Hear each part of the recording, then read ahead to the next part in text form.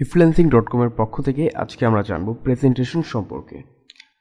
আমরা যখন যে কোনো ধরনের ইউআই ডিজাইন করব, যেমন mobile app design, website design, ecommerce design ইত্যাদি, তো সেক্ষেত্রে আমরা আমাদের কাজ শেষে এটাকে প্রেজেন্টেশন করে থাকি। তো আজকে আমরা দেখব কিভাবে আমরা ফিগমার মাধ্যমে এর প্রেজেন্টেশন করে থাকি।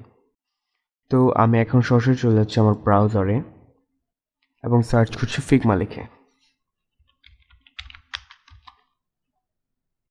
তো তারপর এখান থেকে আমি আমার ফিগমা অ্যাকাউন্টে লগ ইন করে নেব।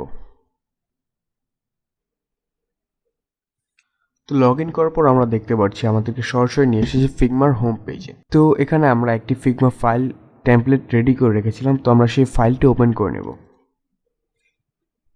এখানে আমরা দেখতে পাচ্ছি আমাদের অনেকগুলো স্ক্রিন ডিজাইন করে রেখেছি।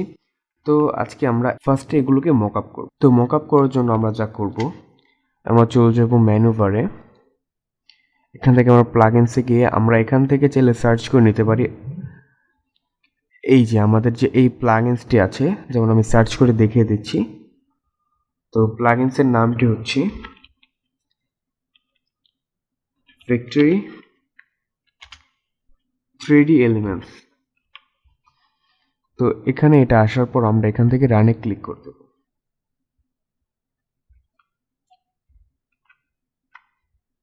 তো এরপর আমরা এখান থেকে এই যে মোবাইলের মকআপটি সিলেক্ট করব এইভাবে।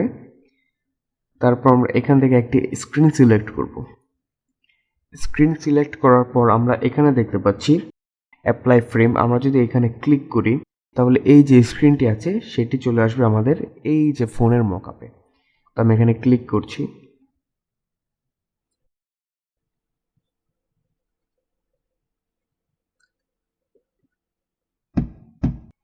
তো এখন আমরা যদি স্ক্রিনে তাকাই তাহলে আমরা দেখতে পাচ্ছি আমাদের যে পেজটি আমরা ডিজাইন করেছিলাম সেটি আমাদের এই যে মকআপে চলে এসেছে।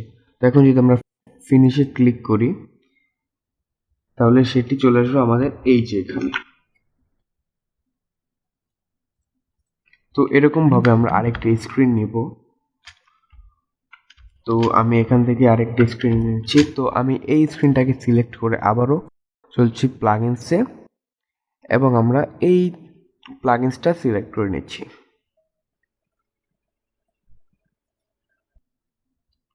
তো তারপর আমি যা করব, এই যে স্ক্রিনটি সিলেক্ট করে রেখেছিলাম, তো এখান থেকে এটাকে আমরা একটু এডিট করে নেব। যেমন আমি এটাকে এরকম করে দিচ্ছি। হ্যাঁ, তো তারপর আমরা এখান থেকে অ্যাপ্লাই ফ্রেমে যদি ক্লিক করি তাহলে আমাদের যে স্ক্রিনটি ছিল সেটি চলে আসবে আমাদের ফ্রেমের মধ্যে। কারণ আমরা সুবিধা মতো এটাকে আমরা রোটেট করতে পারবো, যেমনটা আমি করে নিচ্ছি। তো আমি এটাকে এভাবে রেখে দিলাম। এখন যদি ফিনিশটে ক্লিক করি তাহলে এটা চলে আসবে এখানে। তো এখন এটাকে রাখবো এর পাশাপাশি এইভাবে। তো এই দুটোকে এইভাবে রাখার পর আমি একটি ফ্রেম নেব। এই যে আমি একটি ফ্রেম নিলাম, এর উইডথ হবে হচ্ছে 4755 এবং এর হাইট হবে হচ্ছে 3103।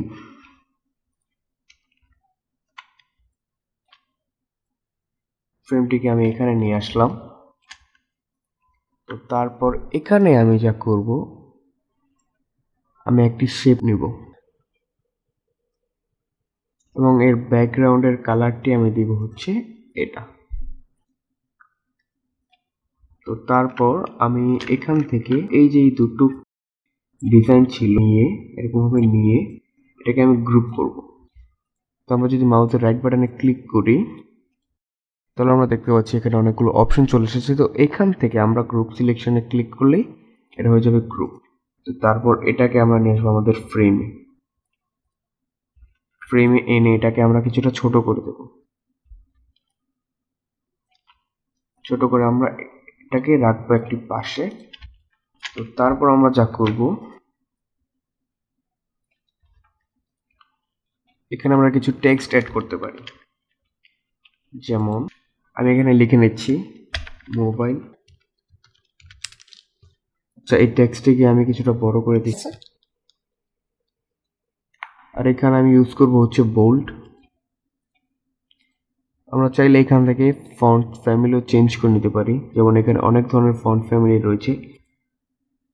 তো আমি আপাতত এটাকে রাখছি এবং এর সাইজ আর একটু বড় করে দিচ্ছি। তো এটা ছাড়াও এখানে অনেক ধরনের ফন্ট রয়েছে, যেমন এটা। তো তাছাড়াও আমরা যদি আরো নিচে যাই তাহলে এখানে হাজার হাজার ফন্ট রয়েছে। তো এখান থেকে আমরা যে কোনো একটি ফন্ট সিলেক্ট করে নিতে পারি। আমি এখানে রাখছি রোবট এবং এটা হবে বোল্ড। তো এখানে আমি লিখে দেবো হচ্ছে মোবাইল অ্যাপ।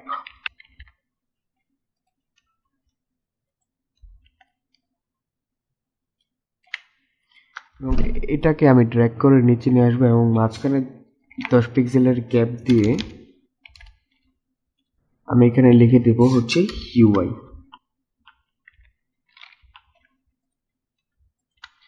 তারপর এই দুটোকে আবারও আমি অ্যালাইনমেন্ট করে নেব মাঝখান থেকে। তারপর এটাকে আমি আবারও নিচে নিয়ে আসবো এবং মাঝখানে গ্যাপ থাকবে হচ্ছে 10 পিক্সেলের।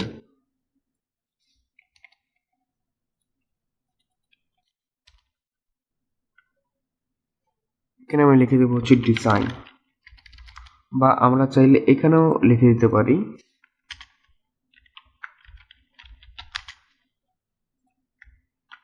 তো এটা হচ্ছে আমাদের টাইটেল। তারপর আমরা যা করতে পারি, আমরা এখানে কিছু লোগো দিতে পারি, যেমন আমরা এখানে চাইলে ফিগমার লোগো দিয়ে দিতে পারি। তো আমরা সেক্ষেত্রে গুগল থেকেও নিতে পারি, অথবা আমরা চাইলে যদি আনস্প্লেশ থেকে নিতে চাই তো সেক্ষেত্রেও আমরা নিতে পারি। এখন আমরা এই ফন্ট সাইজটিকে আরেকটু বড় করে দেব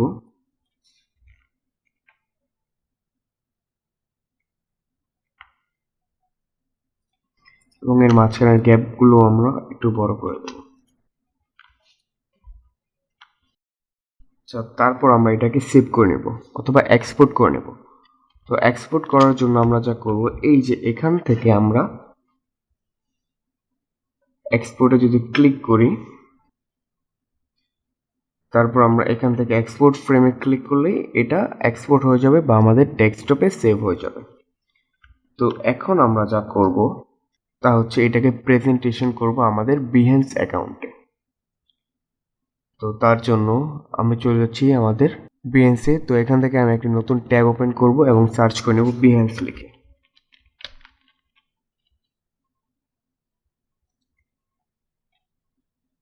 তারপর এখান থেকে আমরা লগ ইন করে নেব।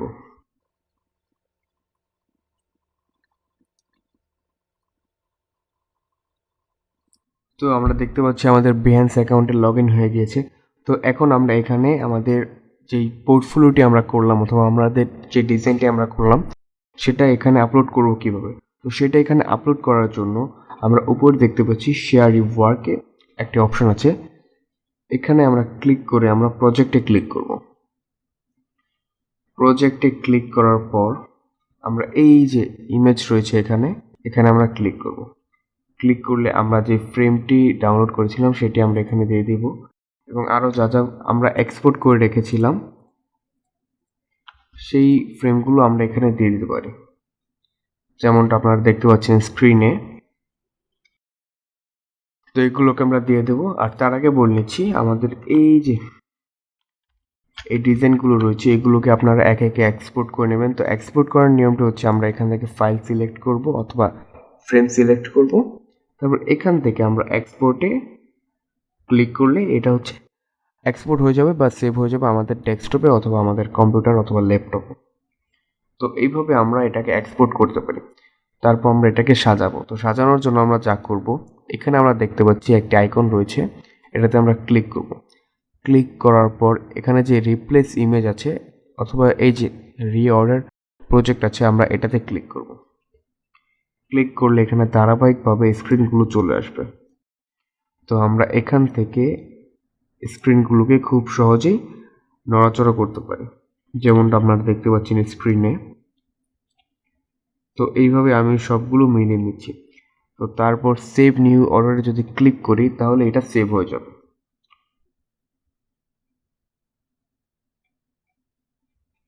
তো এখন আমরা এর স্টাইলটাকে চেঞ্জ করব। স্টাইলটাকে চেঞ্জ করার জন্য এই যে এডিট প্রজেক্টে একটি অপশন আছে, সেটা হচ্ছে স্টাইল। এখানে ক্লিক করলে আমরা এখান থেকে ব্যাকগ্রাউন্ড চেঞ্জ করতে পারবো। তো আমি এখানে ক্লিক করব এবং আই ড্রপার মাধ্যমে এই যে এই ব্যাকগ্রাউন্ডের কালারটিকে সিলেক্ট করে নেব এবং এখান থেকে যদি সেভ দেই, তাহলে আমরা যদি নিচে যাই তাহলে আমরা দেখতে পারবো যে এর ব্যাকগ্রাউন্ডের কালারটি সাদা থেকে এটি ব্ল্যাক হয়ে গিয়েছে। এবং আমরা চাইলে এখানে টেক্সট অ্যাড করতে পারবো। তো আমরা যদি এখানে ক্লিক করি তাহলে আমরা চাইলে এখানে টেক্সট অ্যাড করতে পারবো। আচ্ছা, আমরা এখন উপরে টেক্সট অ্যাড করে দেখিয়ে দিচ্ছি। তো এখানে যদি আমরা টেক্সট অ্যাড করতে চাই বা এখানে যদি টেক্সট অ্যাড করতে চাই, তো আমরা যদি এখানে ক্লিক করি তাহলে একটা অপশন আসবে। তো আমরা এখান থেকে টেক্সট সিলেক্ট করে আমরা লিখতে পারি মোবাইল অ্যাপ ইউআই ডিজাইন। তো এই টেক্সটটাকে আমরা আবার কাস্টমাইজ করতে পারি, যেমন এখান থেকে এগুলোকে এইভাবে সিলেক্ট করে আমরা এই যে এটাতে যদি ক্লিক করি তাহলে এটা মাঝখানে চলে আসবে এবং এখান থেকে আমরা এটাকে প্রয়োজন অনুযায়ী এটার সাইজ বাড়িয়ে নিতে পারি। তারপর এখান থেকে আমরা চাইলে ফন্ট চেঞ্জ করে নিতে পারি এবং এখান থেকে আমরা বোল্ড করতে পারি অথবা রেগুলার করতে পারি। আমরা চাইলে এখান থেকে আন্ডারলাইন করতে পারি। তো এইভাবে আমরা ফন্টগুলোকে চেঞ্জ করতে পারি। এখন আমরা দেখব সেভ করতে হয় কিভাবে। তো এর জন্য আমরা যদি কন্টিনিউতে ক্লিক করি তাহলে এখানে আমাদের কাছে যাবে হচ্ছে প্রজেক্টের নাম অথবা প্রজেক্টের টাইটেল এবং প্রজেক্ট ট্যাগস, ইউজ টুল, মানে আমি যা যা টুলস ইউজ করেছি। তারপর আমাদের কাছে যাবে হচ্ছে ক্যাটাগরি, তারপর আছে হচ্ছে ভিজিবিলিটি। এগুলোকে আমাদের ফিল আপ করতে হবে। তো এখানে আমি লিখে দিচ্ছি প্রজেক্ট টাইটেলে মোবাইল অ্যাপ ইউআই ডিজাইন।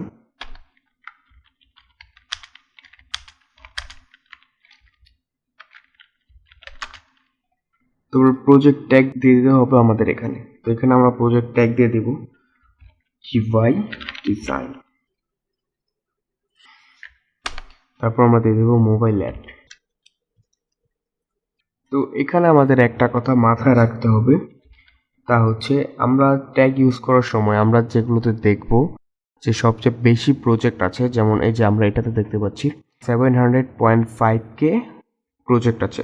তো এর মানে হচ্ছে এই ট্যাগ ইউজ করেছে 7 লাখ প্রজেক্টে। তো এই ট্যাগ অনুযায়ী কিছু সার্চ করলে যেই 7 লাখ প্রজেক্ট রয়েছে, তো তার মধ্যে হচ্ছে আমাদেরটা একটি। তো সেক্ষেত্রে এই নামটি দিয়ে যদি কেউ সার্চ করে, সেক্ষেত্রে আমাদের প্রজেক্টটিও তাদের সাথে সামনে চলে আসবে। তো এই জন্য আমরা মূলত ট্যাগ ইউজ করি। তাছাড়া এখানে অনেকগুলো ট্যাগ রয়েছে, আমরা চাইলে এগুলো ইউজ করতে পারি। তো তারপর এখানে হচ্ছে ইউজ টুলস। তো আমি যেহেতু এই অ্যাপটা ডিজাইন করতে ফিগমা ইউজ করেছি, তো আমি এখানে লিখে দেবো ফিগমা। তো আমি এখান থেকে ফিগমা সিলেক্ট করে দিচ্ছি।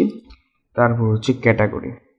তো এখান থেকে আমি ভিউ অলে সিলেক্ট করে আমি এখান থেকে সিলেক্ট করব হচ্ছে ইউআই ইউএক্স, তারপর হচ্ছে গ্রাফিক এবং এখান থেকে ওয়েব ডিজাইন। তো তারপর এখান থেকে আমরা ডানে ক্লিক করে দেব। দেন আমরা ভিজিবিলিটি রাখবো এভরিওয়ান।